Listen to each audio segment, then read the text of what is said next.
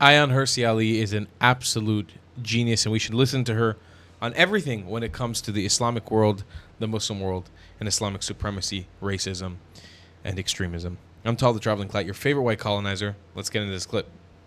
I would like to reiterate the thanks for your time here at the University of Austin. What I wanted to ask you was, you speak of Islamophobia and classes like Black Studies as phony ideological things, but I was curious as to what makes them different. What makes white supremacy different, or like Islamophobia so different from anti-Semitism, as there, we did import many African slaves that died in the millions, and so did South American countries even more so. We did force Native Americans on forced marches and genocide. There are Muslims being massacred in China today. So what makes anti-Semitism so different? Two things. One is we have reckoned in America and in Western European countries, we've had a great reckoning with our past. We've addressed the fact that we engaged in slavery, we fought a war, we ended it. We had segregation, we had another major fight, we ended it. We had the civil rights movement. We brought women out of, and by the way, in fighting for all of those emancipations, the people who were heading these fights were constantly quoting from the Bible. They were believing Christians, and they were inspired by their Christianity. So number one, we had that reckoning. Number two, anti-Semitism is the oldest hatred in humanity, and you find it, believe it or not, across the entire world. What made the West different after they nearly exterminated their Jews was to have that honest look in the mirror and reckon with what they did. And then those campaigns to end it. Islamophobia is a made-up word. It's made up by a political movement that wants to exploit and capitalize on white guilt to achieve its end goal, which is the revival of the caliphate. And the revival of the caliphate is to convert all of us into Islam, whether we like it or not. Those of us who refuse to do that, we will surely be beheaded. I'm sure I'm on top. And that is their end goal. And so they're exploiting these Western part of subversion. This is just a guest speech, but I wish that at some point someone here could start a lecture series on subversion, on active measures, on asymmetric warfare.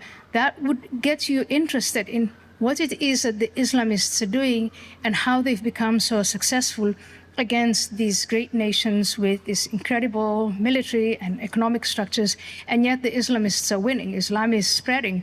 They're doing better today than they were doing in 2001 after they hit us and we invaded Afghanistan. They've got Afghanistan back. They have Iraq back. They have Syria. And these Muslim governments are they're shaking in their boots. They're worried about what could happen to them because of the Islamist movement, and that's why the Islamist movement came here.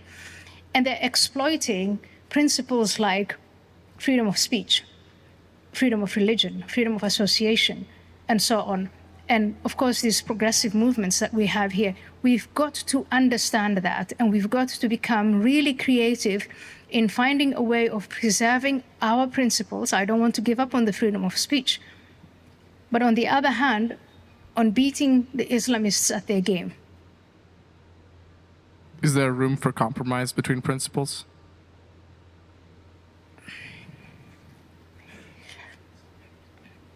If I want to kill you and behead you, unless you convert to the religion I dictate, what would be the place of compromise? Well, I would not mind converting, as I myself am an agnostic, so have no faith, have no established faith. However, I understand that some people would not share that vision. So, let's play with this thought for a while. There's a time and a place for everything. And for some of the people, say in places like Africa, we don't talk about this, but Islamists are active in Africa and violently so. If you're a Christian in Egypt or a Hindu in parts of Pakistan, and you have someone looking at you and saying, you'll either lose your head or you convert to Islam, it makes sense to consider converting to Islam. But here today, for us to have the attitude of, well, we'll see what happens, and if we get to that point, I'll just convert, I will say, are you sure? Maybe you want to get educated on what would happen once you convert. What would your life be like, and the life of your sisters and women? What would they do to the Jews? He has said, this man, I repeat it, he said they're bacteria and they're microbes. And in the video that I showed you, they made it very clear it has nothing to do with Palestine. It has everything to do with them being Jewish. So they are going to annihilate the Jews. Will you stand by and watch that? Maybe I should give introduction to Islam and Islamism as a lecture series, and once you understand what it's all about, you might develop a backbone. I would look forward to that greatly. Thank you very much. Thank you. Okay, Theo already started my question, but my question is inspired by what Jesus says in the Sermon on the Mount about blessed are the peacemakers. So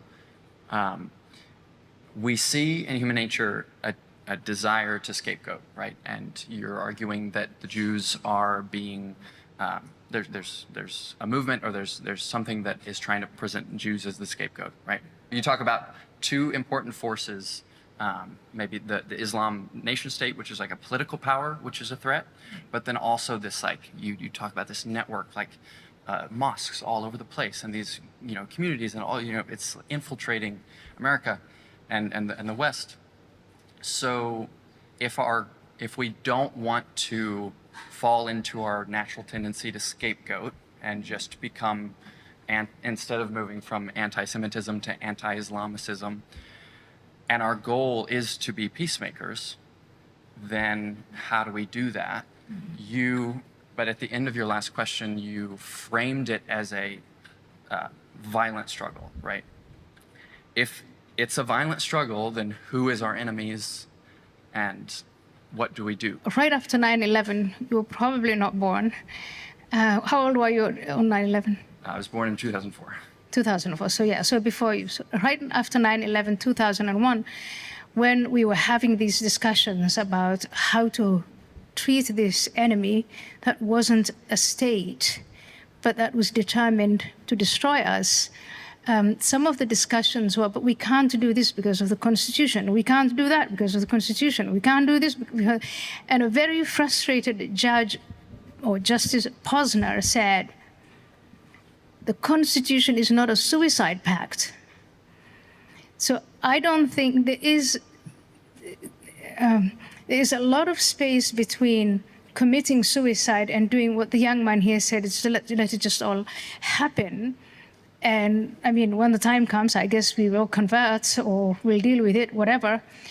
And really looking at and studying openly, which we haven't been able to do because we've been self-censoring. And I gave you that list of all the different ways in which we underestimated the Islamist movement.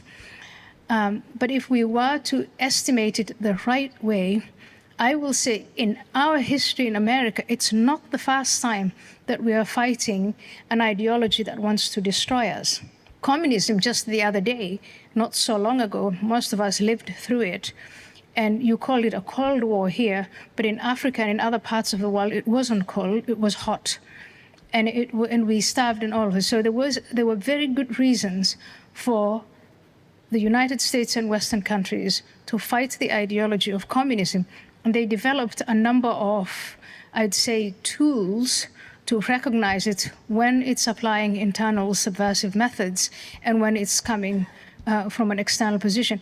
And we can reapply those, but we do have to identify Islamism and Islamists as the enemy that they are, and Absolutely. give them the full respect. You asked me to identify, and you asked me to define what is an enemy. It's a force that wants to destroy you. How do I know that? In this infrastructure of mosques and madrasas and Islamic centers, etc., they say it explicitly. So there is something about, don't listen to me, don't listen to the analysts with PhDs and the like. Listen to them and what they say, and take it at their word. So does this come down to propaganda war? Like we just inculcate our children before they do? Is that where the battle lies? I think because the war they wage is totalitarian and total. But ours, And where do we ours, meet them? well, we have to meet, ours has to be total too. It has to be where they fight us with ideas, we fight them with ideas. Where they fight us with subversive means, we recognize that and we dismantle this infrastructure and kick them out of the country. We have those tools, we have these possibilities. We can't just let them spread. And this, again, we did the same to communists. We watched as communists grew and as they were subverting our societies, and we took the appropriate measures against individuals, against groups, and so on, but always with due process and always within the limits of the Constitution. But we can't, again, I repeat, the Constitution is not a suicidal pact. And unfortunately, leftist anti-racism ideology has pushed all of us into a corner now where we're all uncomfortable. Every single one of us is uncomfortable calling it out for what it is, which is a backwards ideology that threatens the life and the way of life of millions upon millions upon millions of people. It's actively oppressing right now millions of people, actually billions of people, but it has the potential to threaten the lives of millions of people and the way of life of millions of people. And it's really, really interesting, the psychology behind all of it, because the way that Ayaan Hirsi Ali puts it, it's essentially we are thrust towards suicide. We're thrust towards our own destruction. Will we be able to stop ourselves from allowing them to destroy us from the inside? That's really the biggest question on the table. Will we be able to pull it off? Will we be able to wake up? Will we be able to say, enough is enough, we don't stand for this. We want a different solution. We want a different lifestyle. We don't want to live like this anymore. Will we be able to do it? That's the biggest question on the table. It's not suicidal, the Constitution. The Constitution is about preserving. It's about giving you freedoms and your rights, but it's also about preserving the way of life of the Judeo-Christian worldview. And it definitely does not condone the idea of Islamism. Now the question is, will we be able to interpret it for what it is and actually take action against what we see as an attack on our way of life? In Israel, I live in Israel now, I can say we do. We don't allow it to dictate our lives here. It tries to, but we fight back against it. In the West, it's not the same, and it's changing rapidly. Question is, will the people adapt? I'll see you guys next one. I love you a long time. Goodbye, clads.